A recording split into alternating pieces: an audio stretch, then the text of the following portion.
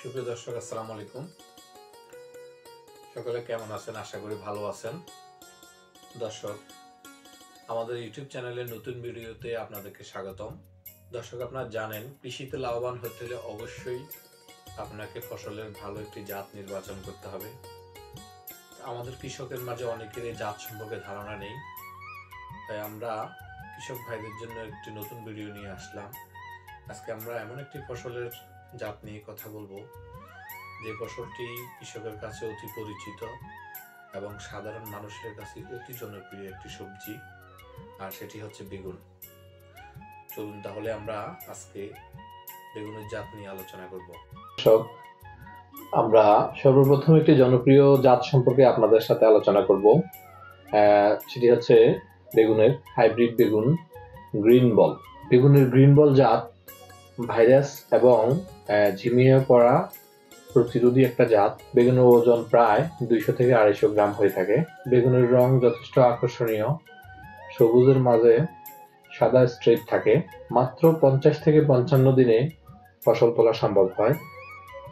তারপর যেটা আলোচনা করব সেটা একটি জনপ্রিয় এবং বহুল পরিচিত একটি জাত, যার নাম হচ্ছে শিংনাথ। শিংনাথের জীবনকাল মাত্র 170 দিন।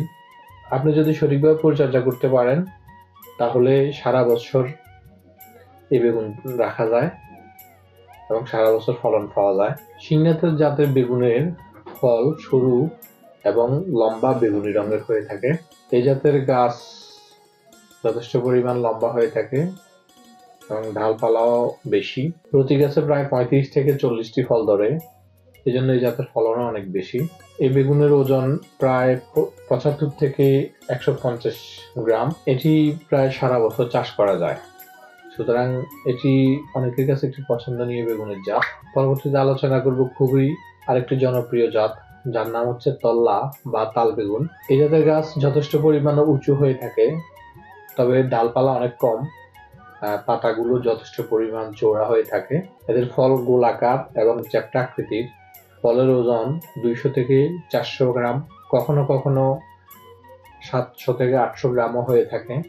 অর্থাৎ সঠিক পরিচর্যা পেলে এই বেগুনের জাত 700 থেকে 800 গ্রামও হয়ে থাকে। তারপর আমরা আলোচনা করব উচ্চ ফলনশীল 12 মাসি একটি জাত, যার নাম হচ্ছে লুনা। লুনা জাতটি ভাইরাস এবং ঝিমিয়ে পড়া অর্থাৎ ব্যাকটেরিয়াল উইল্ট যে একটি রোগ রয়েছে, এই রোগ প্রতিরোধী সম্পন্ন একটি জাত।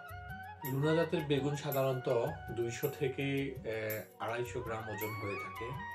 এই জাতের বেগুন অনেকটাই আকর্ষণীয়, সাদা, যার মধ্যে এক ধরনের স্ট্রেপ থাকে এবং রং অনেক উজ্জ্বল রঙের হয়ে থাকে। এই জাতের বেগুন গাছের জীবনকাল অনেক বেশি, সেজন্য মোটামুটি সারা বছর রাখা যায় বা অনেকদিন পর্যন্ত বেগুনের ফলন পাওয়া যায়।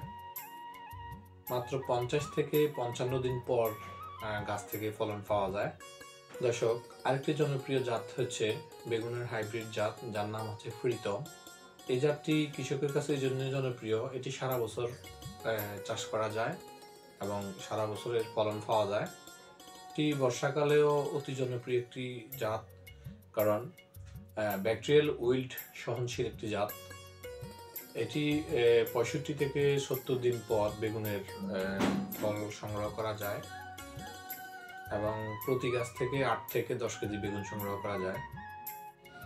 উচ্চ ফলনশীল হাইব্রিড জাতের আরেকটি বেগুনের জাত হচ্ছে চৈতি, যেটি আগাম এবং সারা বছর চাষ করা যায়। ঢলে পড়া, বৃষ্টির পানি ও তাপমাত্রা সহনশীল একটি জাত। বেগুনটি একর প্রতি ফলন 40 থেকে 42 টন, গড় ওজন 140 থেকে 50 গ্রাম হয়ে থাকে সাধারণত। লম্বায় 12 ইঞ্চি এবং পার্পল বেগুনি রঙের হয়ে থাকে। সারা বছর চাষ করা যায় এমন আরেকটি হাইব্রিড বেগুনের জাত হচ্ছে শিউলি। শিউলি বেগুনের চারা লাগানোর 20 থেকে 25 দিনের মাঝে ফুল আসে। বেগুন লম্বায় 10 থেকে 12 ইঞ্চি ও রং বেগুনি হয়ে থাকে। গাছ, ডগা ও ফল ছিদ্রকারী পোকা সহনশীলতা সম্পন্ন হয়ে থাকে। শিউলি জাতের বেগুনের ফলন গাছ প্রতি 8 থেকে 10 কেজি হয়ে থাকে। উচ্চমাত্রা তুলসী ও ঝিমিয়ে পড়া রোগ অর্থাৎ ব্যাকটেরিয়া উইল সহনশীল একটি জাত হচ্ছে ললিতা। 65 থেকে 75 দিনে ফসল সংগ্রহ করা যায় এই ফসলের। অন্যান্য জাতের তুলনায় রং আকর্ষণীয়, গাঢ় বেগুনি। সারা বছর চাষ করা যায় এরকম আরেকটি হাইব্রিড বেগুন হচ্ছে শিলা। এটিও ব্যাকটেরিয়াল উইল সহনশীল একটি জাত। 70 থেকে 75 দিনে বেগুন সংগ্রহ করা যায়।